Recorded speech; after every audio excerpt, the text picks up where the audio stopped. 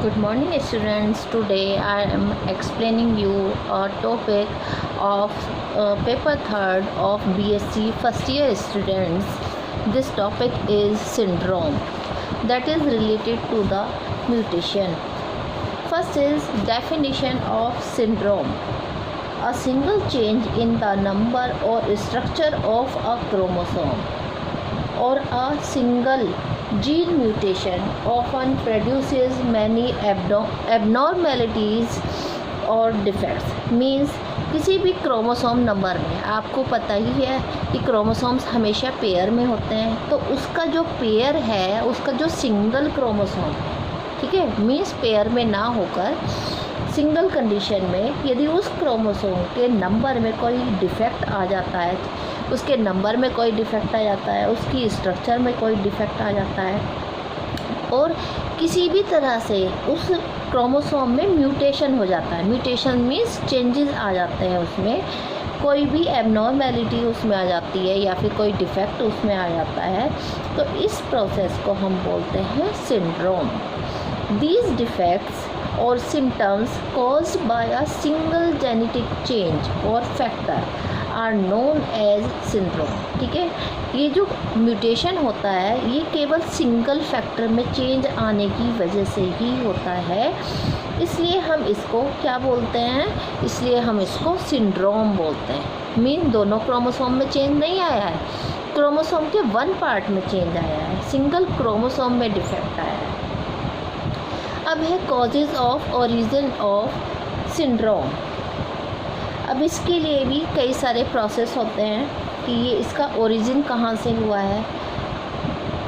First हम कहेंगे aneuploidy means loss और gain of less than a complete set of chromosome. Means complete chromosome का ना होकर क्रोमोसोम्स का जो पेयर में है उसका single piece, means single chromosome में यदि सिंगल क्रोमोसोम का कोई लॉस होता है या फिर गेन होता है, इट मीन्स क्रोमोसोम या तो एक क्रोमोसोम का लॉस हो गया, क्रोमोसोम पेयर में नहीं रहा, ठीक है, या फिर एक्स्ट्रा क्रोमोसोम उसके पास आ गया, यानी कि ये जो है ट्राइसोमी बन गई. ट्राई मीन्स 3 क्रोमोसोम यहाँ पर आ गए हैं.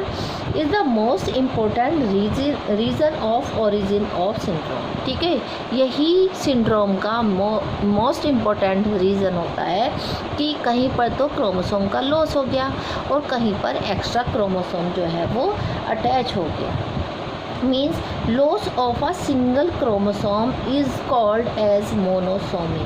मीन्स यदि सिंगल क्रोमोसोम का लॉस हो जाता है, इट मीन्स अब जो है क्रोमोसोम पेयर में नहीं रहा, उसका हाफ पार्ट उसके पास रहा है, तो इस प्रोसेस को हम कहेंगे मोनोसोमी, क्योंकि सिंगल क्रोमोसोम है.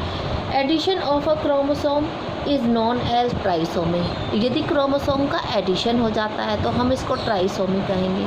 ट्राइसोमी क्यों कहेंगे, क्योंकि 2 क्रोमोसोम मीन्स पेयर में तो 2 ऑलरेडी प्रेजेंट हैं और उनके साथ में एक और एक्स्ट्रा अटैच हो गया है, तो इस प्रोसेस को हम कहेंगे trisomy. Change in the normal chromosomal number result from meiotic non disjunction. ठीक है, ये जो सिंड्रोम प्रोड्यूस होती है ये किस सेल साइकिल के किस फेज़ पर ये प्रोड्यूस होती है. सेल साइकिल में आपने पढ़ा होगा 12th क्लास में भी, वहाँ पर एनाफेज स्टेज होती है. वैसे तो prophase, metaphase, anaphase, telophase 4 stage होती हैं. ये जो डिसजंक्शन होते हैं, ये जो सिंड्रोम मेनली प्रोड्यूस होती है, ये एनाफेज स्टेज में होती है.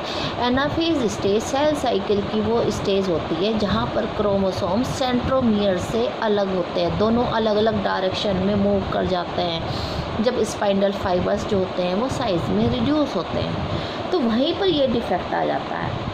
ये एनाफेज 1 में भी होता है और एनाफेज 2 में भी होता है. मियोटिक डिवीज़न के टाइम में जो मियोटिक सेल साइकिल है, 2 तरह की होती है ना सेल साइकिल, माइटोसिस होती है, मियोसिस होती है.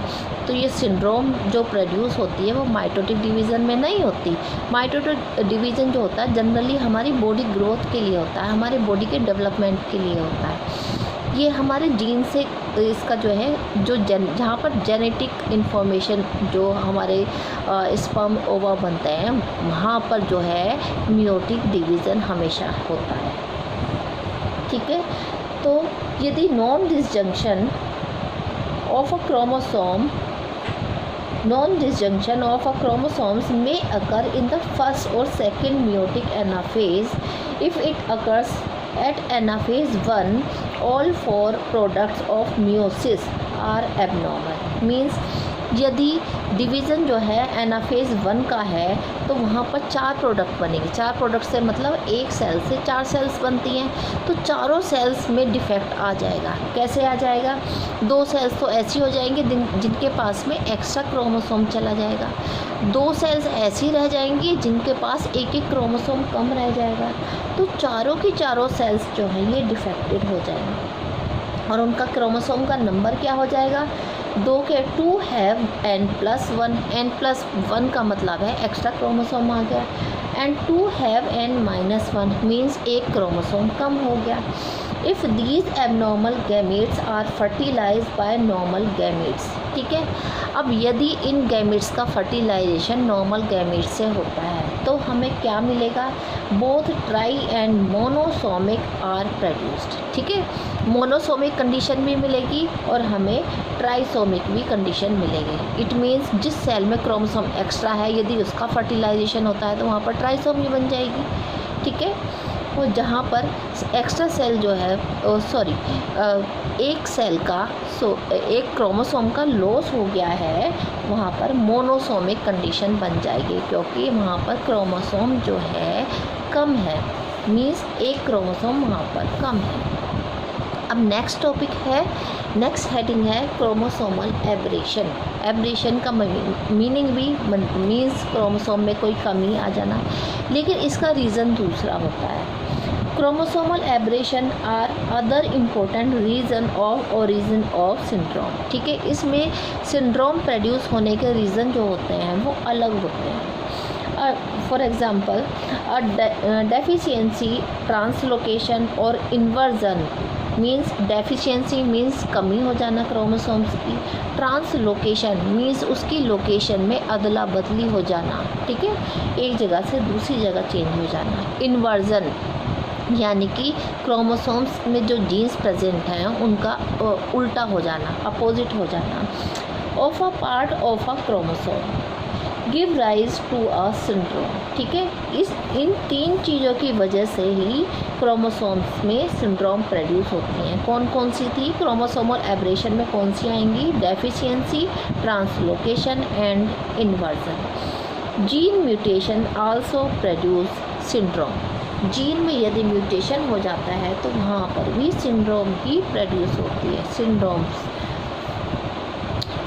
अब यहाँ पर कुछ एग्जांपल्स दिए गए हैं सिंड्रोम्स के, आप देख सकते हैं। First one is Down syndrome, Edwards syndrome, Patau syndrome, triple X syndrome, Klinefelter syndrome, Turner syndrome, और साइड में एक और है XYY सिंड्रोम।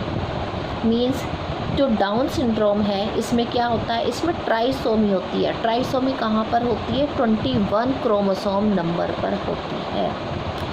एडवर्ड सिंड्रोम में ट्राइसोमी 18 क्रोमोसोम नंबर में होती है। मीन्स 18 नंबर का जो क्रोमोसोम होगा वहाँ पर ट्राइसोमी हो जाएगी। पटायू सिंड्रोम में भी ट्राइसोमी होती है और 13 क्रोमोसोम नंबर पर होती है। ट्रिपल एक्स सिंड्रोम में तीनों ही क्रोमोसोम जो होते हैं ये XXX होते हैं। ठीक है, क्लाइनफेल्टर सिंड्रोम में XXY होता है। मीन्स यहाँ पर क्रोमोसोम का रिडक्शन हो रहा है। 2A is equal to 44 plus XXX। ठीक, मीन्स यहाँ पर भी एडिशन हो रहा है। ये जितने भी एग्जाम्पल यहाँ पर दिए गए हैं ये इसमें सभी क्रोमोसोम्स जो हैं उनका एक्स्ट्रा नंबर यहाँ पर आ रहा है। तो ट्रिपल एक्स सिंड्रोम में क्या होगा? इसमें 44 प्लस जो 2 ऑटोसोम्स होने चाहिए वहाँ पर ट्रिपल एक्स है, यानी कि फ़ीमेल की क्वालिटीज़ यहाँ पर बढ़ जाएगी, एक फीमेल क्रोमोसोम एक्स्ट्रा है। क्लाइनफेल्टर सिंड्रोम में 44 प्लस XXY क्रोमोसोम यहाँ पर प्रेजेंट है। XYY सिंड्रोम है, इसमें 44 प्लस XYY जीन यहाँ पर प्रेजेंट है। टर्नर सिंड्रोम है, टर्नर सिंड्रोम में क्या होगा 44 प्लस XO। ओके, तो ये थे कुछ एग्जांपल्स ऑफ सिंड्रोम। अब वन बाय वन एक एक सिंड्रोम को हम एक एक वीडियो में कंप्लीट करते जाएंगे। ये बहुत इम्पोर्टेंट टॉपिक है, इस टॉपिक को ध्यान से पढ़ना है और याद रखना है कि कौन सा जीन, कौन सा क्रोमोसोम किस सिंड्रोम में आ रहा है और कौन से सिंड्रोम के जो सिम्टम्स हैं, जो लक्षण हैं, वो सेपरेटली उनको टेबल बनाकर या फिर कैसे भी आपको लर्न करना है, क्योंकि ये सिंड्रोम टॉपिक बहुत इम्पोर्टेंट है, एग्ज़ाम में आता ही आता है। Okay, thank you students, bye bye.